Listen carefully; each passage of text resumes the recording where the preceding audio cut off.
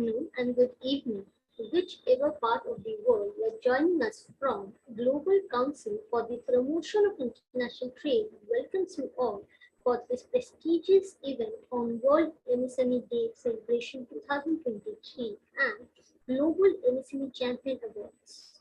I am Ananya Banerjee Chatterjee, the R&D and Communication Officer and a host for today.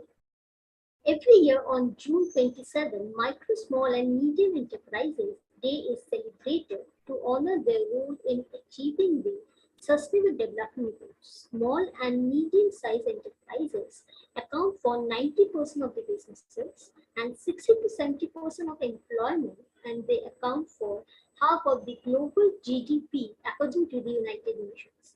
Global Council for the Promotion of International Trade is an organization based in India, South Africa, United States, UAE, Europe, Singapore, and the United Kingdom with board and council members all over the world. Today, we will be celebrating the World MSME Day from 26 to 28 June 2023.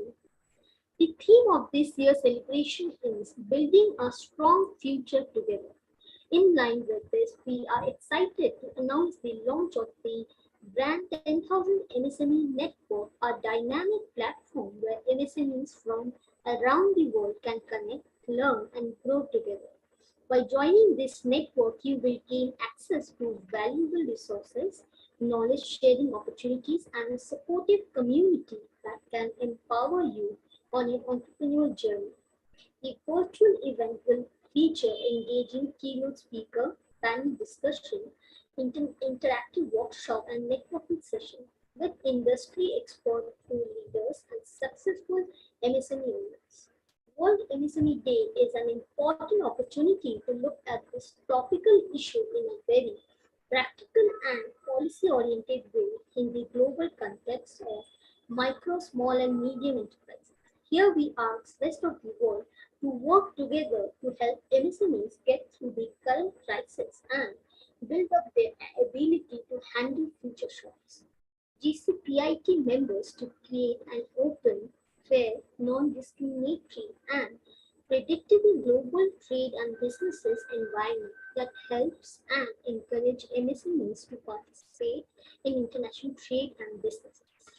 So I'd like to call our first keynote speaker, Dr. Aya El Harith, Word founder and CEO, MENA WBC ambassador, with over 17 years of experience in EdTech industry.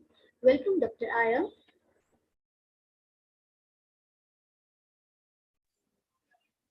Thank you so much for the great introduction. I'm very happy I'm with you today. So let me tell you a short brief before we start. So I started working when I was 18 years old, and I started my own first company when I was 21 years old.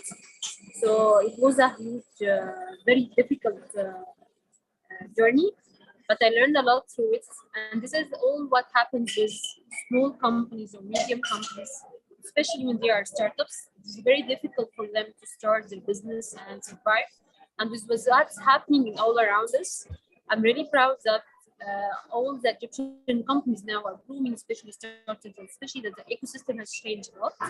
I'm going to share with you some records that came from ITIDA, our industrial development technology partner for the Ministry of Communications. And I'm really proud with what happened lately, especially that 2023 was very difficult and 2022 as well. So we have a lot of amazing progress, and I'm going to share my screen with you now.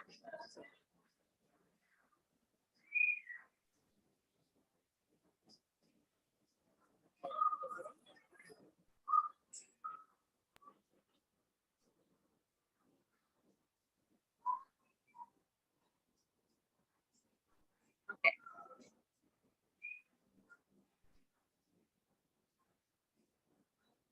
So, see, yes. Okay. So let's say I love to say, yes, this is what we say. It's a funding evolution happening in Egypt. So when we look closely at what has been happening in the last couple of years in Egypt, you'll see that in 2018 it was just $86 million of deals, but this increased hugely in the last 2 years, especially 21 and 22, and we have reached $517 million of closed deals for Egyptian companies, around a half billion mark for the second year in a row, and there was an increase around 3% from the value of 2021. When you look closer on the country breakdown, you will see that Egypt came on the top for the MENA region with around 160 deals. Afterwards came the UAE and then Saudi Arabia and Qatar and Tunisia. And when we look more at the funding and the amount of funds that went to these companies, around 1.190 millions went to the UAE or to Emirates, followed by the KSA, around 987 million. And Egypt came, as I said earlier, with 517 million, which is really great for what's happening in Egypt and what the ecosystem is going on. So I'm really happy and proud that we are here so far, and we are also progressing more and more. So lately there was an amazing conference in Morocco for startups and tech startups especially. And you can see that the Egyptians came in the second row after the Moroccans, especially it was in Morocco, the host company. And there was a lot of progress and a lot of deals were happening on the ground. And I'm really proud that this was really happening, and actually investors were searching for the Egyptian companies.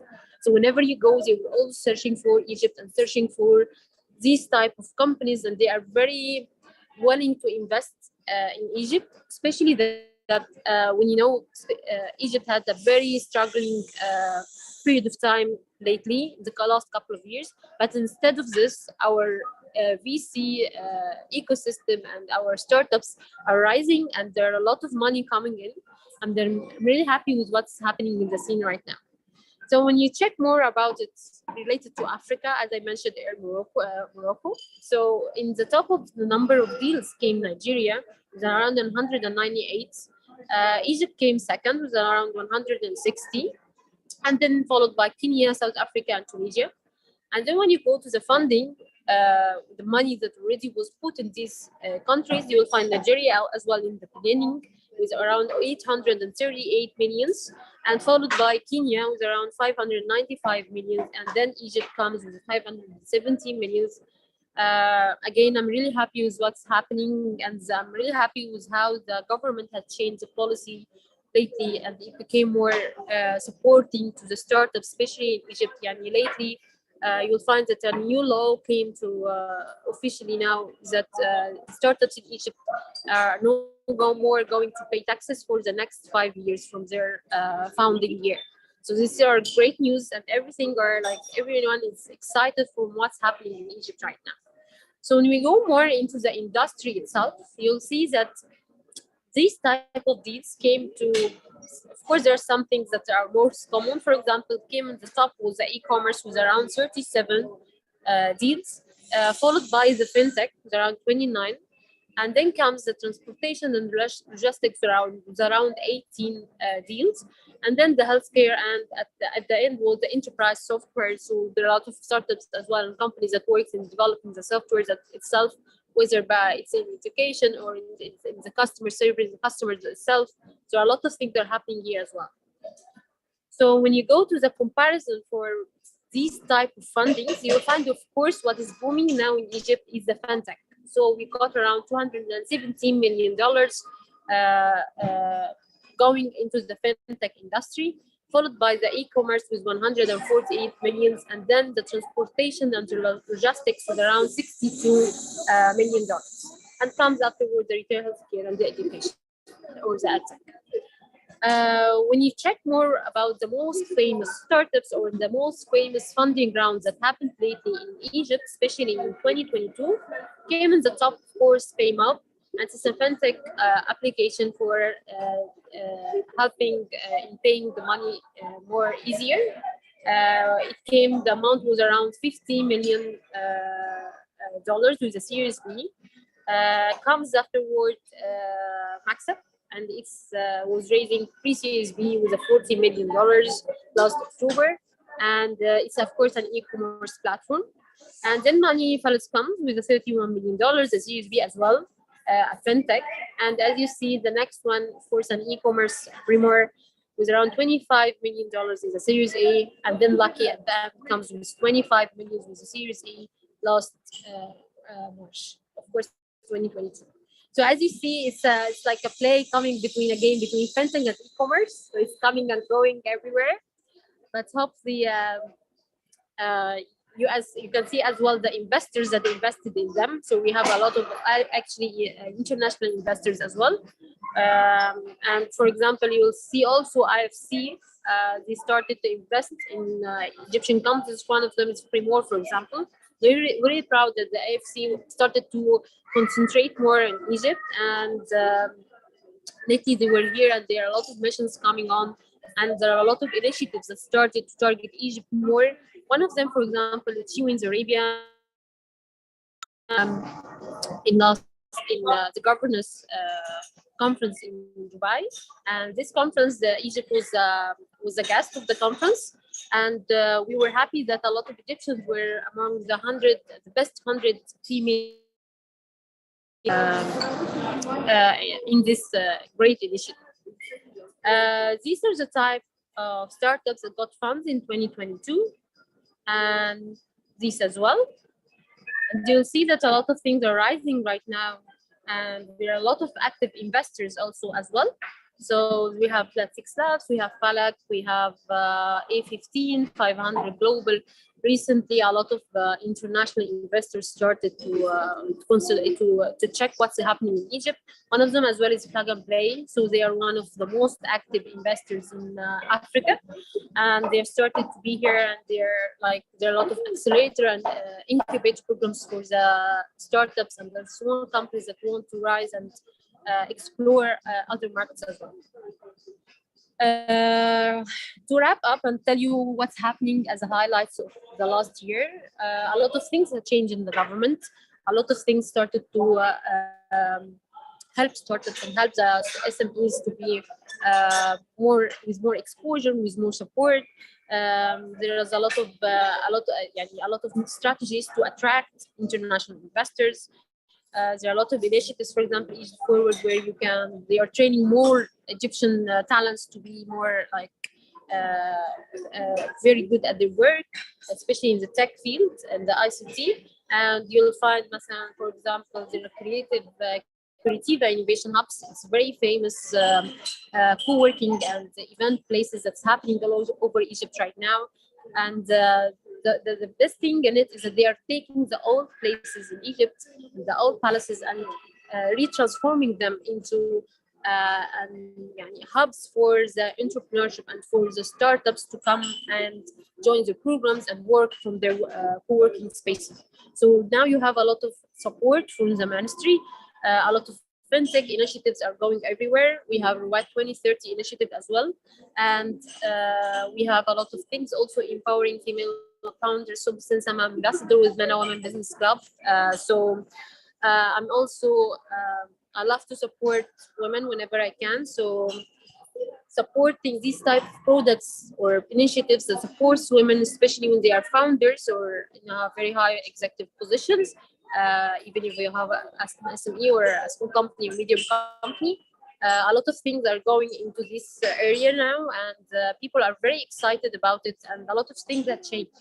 So I'm really proud about what's happening. This is the exits that we had. So we also, as in 2022, we closed a lot of exits that had been happening since 2018, sorry. And a lot of companies had been acquired with international and local companies as well, with a lot of things. One of them, for example, Paimam, was acquired by Value. It's also, it's great that things like this are happening now in Egypt, and with a quicker and faster phase than what was happening before. To come back to you, it's really great what's happening. I'm really excited about it.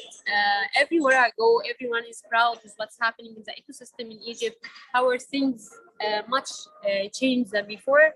And I really love to, so you can know more about what's happening here. Check also how the ecosystem has survived during a lot of difficult, for example, during COVID, it was very, very hard for the startups everywhere, or for the small companies, but in Egypt, things were different. People were still working, people were trying to figure out how to do it right and how to succeed. And a lot of things happened and boomed in Egypt at that time. So thank you so much for today, and I'm really happy that I was joining your amazing event today. And thank you for all your support, and I hope you have a fresh look for Egypt right now. Thank you. Thank you, Dr. Aya. That was really helpful. And now I would like to congratulate you for the Global MSME Champion Award 2023 and would request you to say a few words.